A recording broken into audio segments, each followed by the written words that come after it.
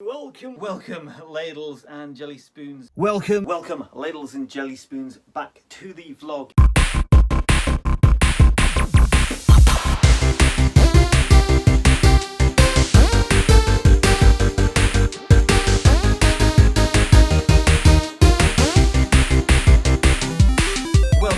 Ladles and jelly spoons, back to the vlog. And if you've read the title of this vlog, you will see that this is just a bit of a 6-month update, really. Just sort of check in with you, see how you're all doing, and for you to check in and see what's going on here at the Orbital Broadcast Bunker engine room. First off though, a very big hello and welcome to all of the new subscribers that we've had since January. It's absolutely amazing to see so many people subscribing to the channel, engaging with the channel, and really helping us reach our first proper YouTube goal of 500 subscribers. So hello to each and every one of you. I do hope that you enjoy the videos that we put out, and thank you for taking the time to watch.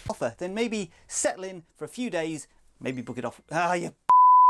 Along with all the lovely new subscribers, I just want to say a very big thank you to an existing subscriber who said some very lovely things about me on a video of his own, and that is friend of the channel, Pixel Paul, who is responsible for a good 50 to 40% of the retro games I end up going out looking for. One of the things I loved about the very nice things that Pixel Paul said about me is, and apologies if I'm getting this wrong, is that my videos reminded him of Games Master. Now Pat, I really must insist, it's 11 minutes past. Alright lad, Keith, change background. Right, Mario, Sonic, Laura Croft. If you're in need of some retro advice, you've come to the right place. Welcome to Pat Master. Oh Lord.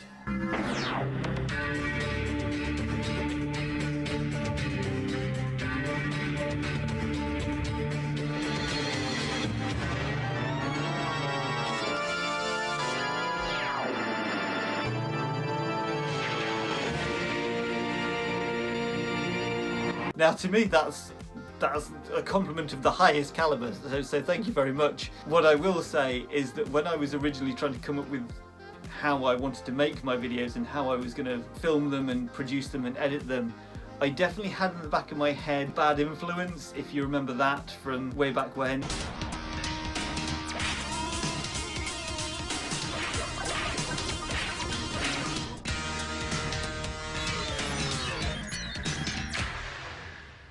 You will quite often find me watching old episodes of Bad Influence on YouTube whilst I'm editing. I'll let you make your own mind up about, out of myself and Pat, which one of us is Violet Berlin and which one of us is Andy Crane. It should also be obvious which one of us is Namrod.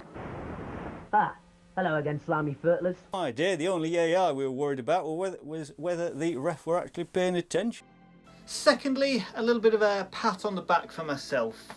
Christmas 2023, I had one New Year's resolution for this channel, just one, that I was determined to stick to. And so far, I have stuck to it, and fingers crossed, it looks like I'm in a good position to continue sticking to it going forward to the end of 2024 and into 2025. My God. 2025. And that is posting 2 videos a week, one on Wednesday and one on Friday. It might not seem the biggest goal ever, or indeed the biggest achievement ever. For people who know me IRL, they will know that it's actually quite a big deal for me, and I'm actually really pleased and a little bit proud of myself that I've actually managed to do it, because usually my efforts at keeping the channel going and uploading videos has always been mired by very sudden hiatuses where YouTube has had to be the first thing to get benched, put to one side for a later date. Fontanez is a masterclass in stealth. It's late on a Sunday evening, but I thought it's about time we went through some of the pickups for this month. Starting off, recently I had a very lovely trip to Worcester to see an old friend of mine, and whilst I was there I thought I've got to check out the city of Worcester and see if they have any retro video game shops, and indeed their local CEX. Now maybe I didn't do enough research, but I couldn't find any independent retro video game stores. There was a very nice retro video game bar that I spent quite a lot of time and quite a lot of money in. Okay, trip 1, fine. Things purchased. But like I say, whilst I was there, I did check out the local CEX, and it was a very, very nice store. The ground floor was entirely dedicated to video games, and I didn't find too much there, but I found 2 things. First of all, really caught my eye. This, a steelbook edition of, Teenage Mutant Ninja Turtles Shredder's Revenge, an absolutely fantastic side-scrolling beat-em-up. Came out a couple of years ago. I was completely unaware that they'd done a physical release of it, let alone a steelbook edition of it, until I opened it and discovered that it is a limited run game. This is the limited run trading card Donatello, very nice, in very, very nice condition. The condition of the game is, I would say, almost perfect. The steelbook has taken a little bit of a bash, but that's, you tend to sort of expect that with second-hand edition steelbooks. There is the free personalised pizza offer from Pizza Hut. It's expired, and I'm assuming the person who bought it used that up, but it's nice that he's left it in with the game. Next up, an absolutely fantastic mini art book. The art in this is really, really nice. I believe I'm right in thinking this is all original artwork. It's not taken from the 80s cartoon. I think it's all new work. And finally, it has a complete sticker sheet. I always find myself a bit torn with what to do with sticker sheets, because on the one hand, I want to use them, I want to stick them on things because I think they're cool. Sticker sheets like this, I want to use them, but I don't want to use them, if that makes sense. Next up, sticking with the PlayStation 4, and also from my trip to Worcester, we have Dragon Quest XI, Echoes of an Elusive Age S, the definitive edition. An absolutely fantastic RPG. I really, really love the Dragon Quest series. I think it's something about the artwork of the now very sadly late Akira Toriyama. There we go. Good and proper, the way it should be. I thought since I'm here I might as well have a look at game. I've realised that the game is within House of Fraser. That trip was pretty much what I assumed it was going to be. Next up, now cast your mind back a few vlogs ago and I picked up a lot of Star Trek games across the generations of consoles. Now, a lot of people pointed out to me that I was missing a very important Star Trek game, and that is the Star Trek movie tie-in game that came out on the PlayStation 3 and Xbox 360.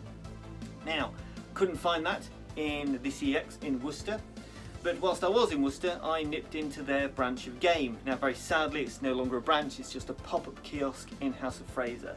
And they didn't have an awful lot on display, but there was one game that I saw that was reasonably well discounted and fits in with the Star Trek theme, and that is Star Trek Resurgence. Now this is, as I believe, a sort of choose your own adventure point and click Telltale style game. I'm very excited to play it because I've also recently discovered that this is due to come out on Steam at the end of the month.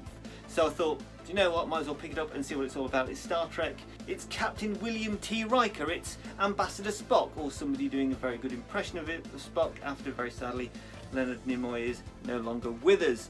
Join the crew of the USS Resolute on a mission to prevent an eon-old powerful force from engulfing everything in its wake. It's the Borg, right? It's got to be the Borg. I mean, sorry if you know nothing about Star Trek, but it's the Borg. I mean, even one of the screenshots on the back of the game has got like green lightning. So, you know, that's, to me, that screams Borg. If it's not the Borg, I'm going to be very disappointed. From my trip to Worcester game pop-up kiosk, another game that was reasonably discounted, maybe not quite as much as it possibly should have been, but a game that I've been itching to play since it came out. People like the Retro Ghetto and I believe Pixel Paul have waxed lyrical about this game. I thought it's here, it's in front of me, it's discounted, I would be a fool, and that is Prince of Persia, The Lost Crown. I haven't even opened this yet. Haven't had a chance to sit down and play it yet, but I'm very much looking forward to playing it. It might actually end up being my half-term game, if I'm perfectly honest. I think a good Switch game. It's about time. Next up, my final pickup from my trip to Worcester. Some of you might know that I have started a cart-only Nintendo 64 collection, which you can see behind me.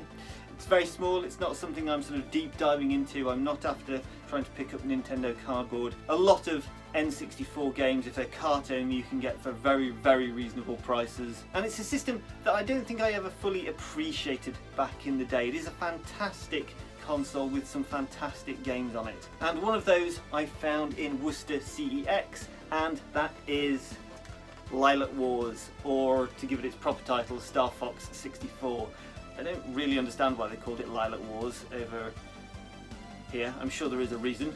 There's not really much else to say about Lilac Wars other than it's an absolutely fantastic game. I really do enjoy the Star Fox series. I'm going to enjoy sitting down one evening and playing through a bit of this, but for the time being it's just going to go back in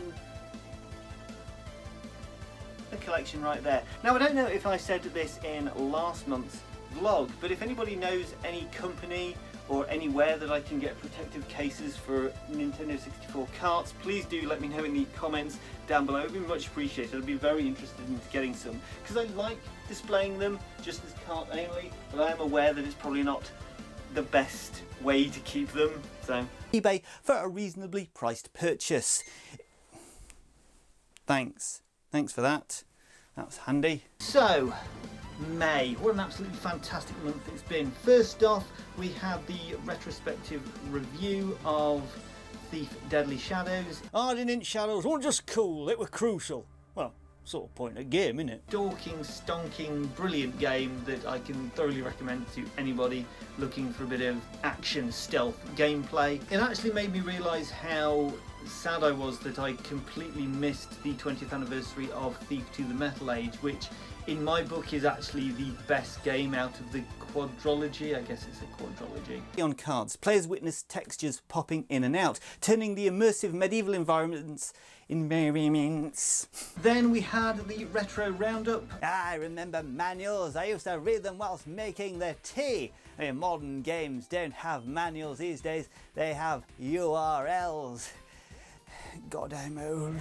And we covered some absolutely brilliant games. Red Dead Revolver, brilliant game. Midtown Madness, the first game. I swore down when I was writing that script I played that game and played it quite a lot, and then I played it and then I realised, oh, actually it's the third game in the series that I'd played an awful lot of. I completely stand by what I said about Mario vs Donkey Kong. I'd love to see Mr. B play that. In fact, one of the things I'd love to do more on this channel is do a Mr. B Monday. Right. And as I say in the video, if you want to head over to his channel and tell him to do so and tell him that we sent you, by all means feel free to. Right. And it's on Steam and GOG.com, goodoldgames.com. And then we had the 2 experimental videos. The downside to May is that it is a 5-week month, meaning there are 5 Wednesdays in it, and I believe there are 5 Fridays. Yep, 5 Fridays. I was very against the wall to get videos prepped and ready for the month. Because of that, unfortunately, the Friday 5-minute facts ended up being VO only. Not that I think they're bad videos, but I'm always aware of, I tend to be my most creative when I'm doing the to-camera work and I'm in character as either Pat or Keith, and I have ideas about, oh well, what if we did this, or what if we did that. Not that I think any of the Friday 5-minute facts videos are bad or anything like that. I'm very pleased with the way they turned out.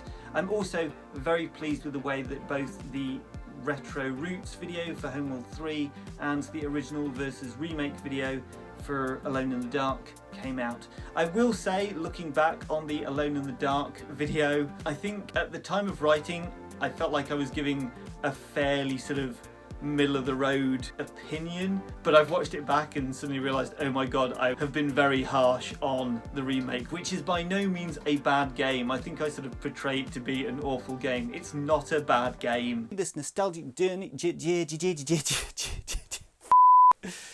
If you enjoyed this, that's alright, because that would have gone off and really buggered up my recording anyway. Going forward here on Kohigh Mathy's YouTube channel, well, if it wasn't obvious, my main goal is hitting our first proper YouTube milestone of 500 subscribers. I would love it if we could manage that before the end of the year. So as I always say, if you're watching this and you're not subscribed to the channel, please consider doing so. It helps us out more than you can possibly imagine. My other goals for the rest of the year are firstly to try and get back into streaming in some way, shape or form. I'm a little bit disappointed in myself that unfortunately it didn't quite go as well as I'd hoped it would go. I really enjoyed the couple of streams that I did. They were a lot of fun. I really just need to sit down and work out a better time slot that works for me and for anyone that might be watching. I'm also determined to try and get back into posting regularly on our other social media platforms. I've definitely let it drop off in the last couple of months, but that feels like a good spot to end the vlog. If you've enjoyed it, please do let me know what you thought in the comment section down below. Also, if you've enjoyed it, please do leave a like button, and if you haven't enjoyed it, well, by all means leave a dislike button, but please do tell me what you think I could do better, areas I could improve on, where I could perhaps cut the chaff. It's only with the help of you, good people watching at home, that have subscribed to this channel that can really help me mould and shape this channel into a channel that puts out videos that you enjoy watching and I enjoy making. So any and all ideas, no matter how daft, how stupid, please do pop them in the comment section down below. And with that, I think I'll just say cheerio.